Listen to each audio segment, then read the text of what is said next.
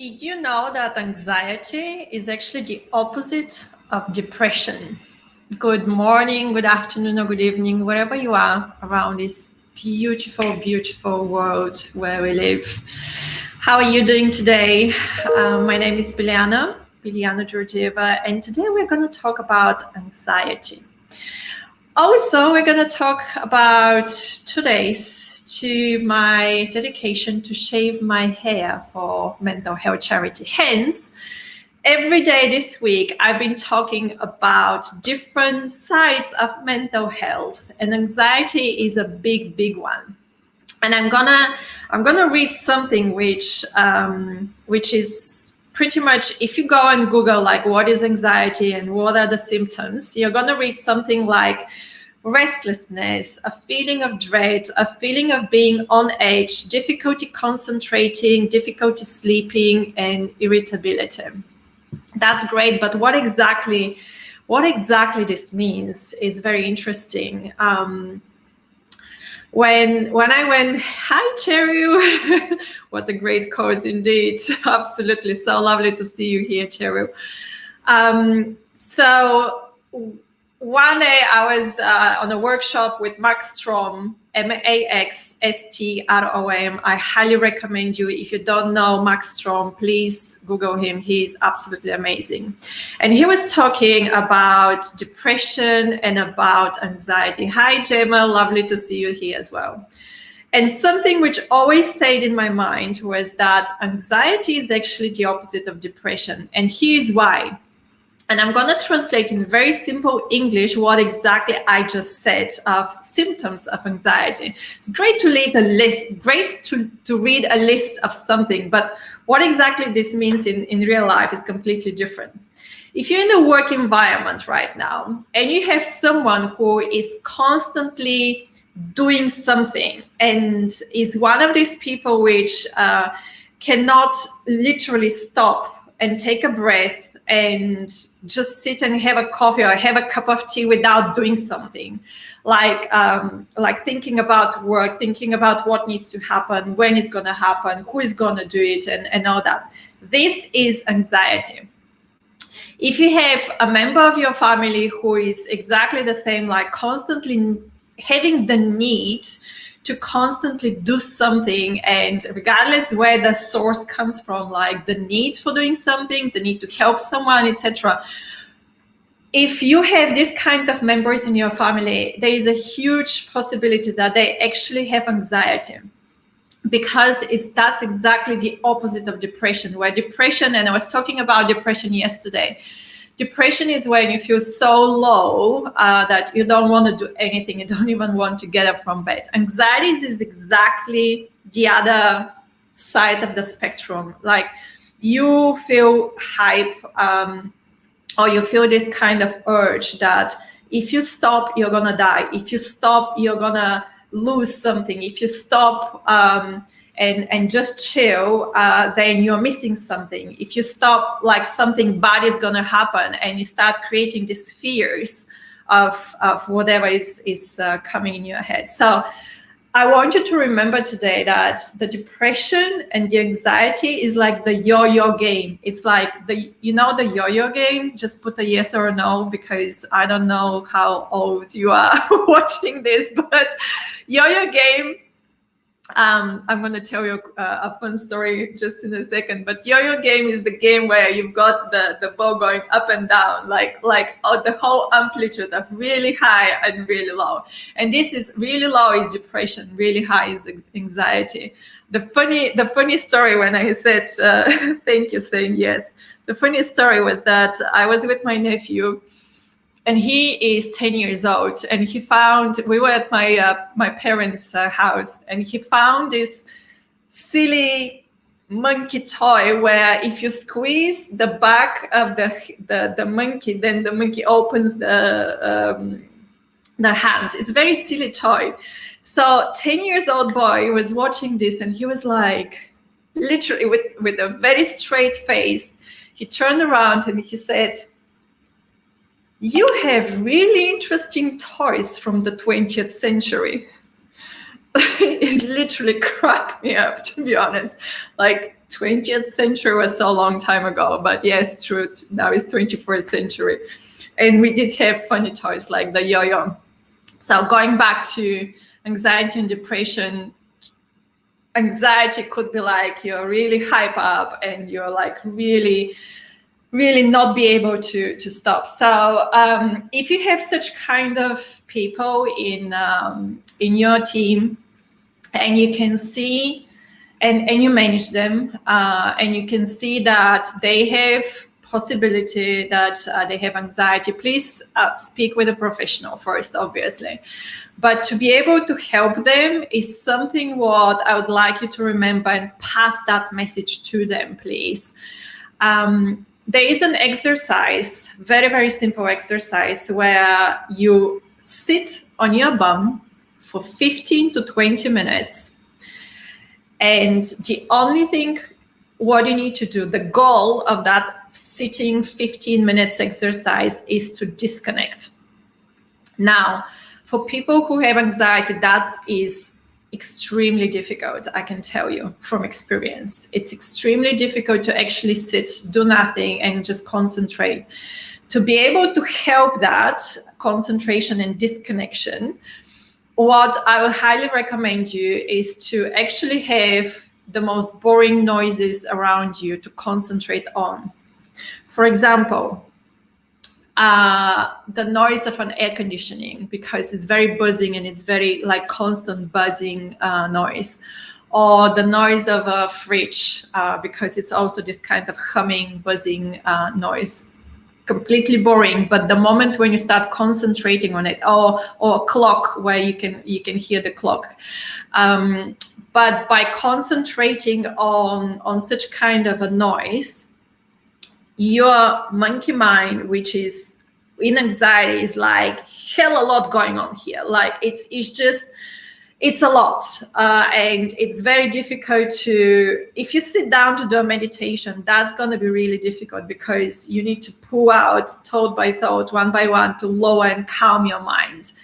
When you have anxiety, that is quite impossible, because you are now sitting with your body, trying not to do physically something, but try also not to think about anything. So the very simple thing is just to actually give to your mind, give to your brain only one task, and the task is to listen to that noise, that humming noise of the aircon, let's say, and that's it. But by giving a task to your brain, you're actually saying you've got a new goal, you've got a new task for 15 minutes. That's it, 15 minutes. Trust me, at the beginning will be very difficult. But then the more you practice, even you've got 30 seconds at the beginning, or 60 seconds, which is 1 minute, when you manage to disconnect completely, this is a huge achievement. And I'll tell you what happens. So on a very biological level, what happens is that the moment when you disconnect, you cannot tell if you have toes and nails and fingers and nose and anything. You just disconnect. So everything is like there's no body anymore. That is the feeling, okay? But what happens the moment when you manage to disconnect is that your whole nervous system restart. So it's like a pressing the reset button again, like I was talking about this yesterday, but you're pressing that reset button, and that helps the whole neuropathic nervous system and the whole nervous system, which controls every other system in your body. It helps it to reset. And the moment when you start resetting for 30 seconds, then for longer, for 60 seconds, then a bit longer for 1 minute, for 2 minutes, then at some point you're going to be able to do it for all the 15 minutes and then extend it to even more. So the more disconnected you are, the longer your nervous system has the chance to reset every single system. Your body is like a computer, is resetting every single system. The way how you're resetting you're shutting down your computer and then you're starting it again, and it's like starting all the programs is exactly the same. But we kind of forgot to do it with our body, and that's by that the body doesn't help our mind. Now, I put a yes or no if that talk today and teaching is useful for you. So I will know, because to be honest, yesterday was really good. We were talking about depression. Today is anxiety. Tomorrow we have a new topic, and Friday as well. But let me tell you what's going to happen on Friday. So a yes or no if the way how I explain about anxiety and depression, the two very opposites, feeling-wise and emotion-wise, very opposite, works. Otherwise, if you say no, I will explain it again. What's going to happen on Friday is very interesting. I decided to dedicate my hair, and it's a hair which I love very much. So my hair is pretty much all the way to my waist. You can't even see that, but I'm not going to get up. Yes. Thank you so much. So I'm going to shave my hair on Friday, because this is a course which I would like you to also take part in. Let's talk about reality right now. We've been in lockdown for 12 months. And the mental health of most of us is going really up and down, like the yo-yo I was talking about. And for me, the way how right now I'm sharing my personal story, which I shared a few days ago, and what triggered me to do everyday different topics on mental health, I do believe that there is so much going on for most of us right now. There is so many triggers, so many things happening that literally our mental health is like all over the place, right? So the fact that I'm mentally strong and I managed to pull out of the depression, and then pull out of the anxiety, and then pull out of all the stress, although I'm still working on that stress, I can tell you, every day. And trust me, all the exercises I'm giving you every day is actually something I'm doing, and I know that it works. It's not like, oh, I read it on the internet, let me just do a live. That's not the case. So this is my way to help you if you're going through something like this, or you can see someone around you going through such kind of suffering, and you will know how to help them, or at least what kind of advice to give them, or share that video with them, please, to help them. But there are also teenagers and kids, and as much as I don't have my own kids, I do feel for all the teenagers and for the kids out there. And my way to help them is through helping Julian Campbell Foundation to run their drama workshops. Now, if you don't know, Julian Campbell Foundation was created many years ago by my lovely friend, Jackie Campbell. I love you so much. And they, she has her own story. I'm not gonna tell the story right now, but she basically went through a lot in her life and created the foundation so they can help teenagers with their mental health, to give something out to the teenagers. And I've been helping them with their digitalizing their workshops for 1 year now, and it has been going really, really well. I mean, thank you so much, guys, for trusting me that when I was like explaining something which was only in my head, that drama workshops can work when they're virtual and fully digital, and you trusted me, and we made it happen. But it is right now in UK, there are only 2 foundations which works for mental health for teenagers, and they're still doing the groundwork. And I'm not saying anything against any other NGO out there in UK, but every NGO stopped their work because of pandemic, because the office is closed, because they couldn't see how they can help virtually, because they did not believe that they can do something virtually. And It was Julian Campbell Foundation which actually trusted and decided to go ahead and do virtual drama workshops.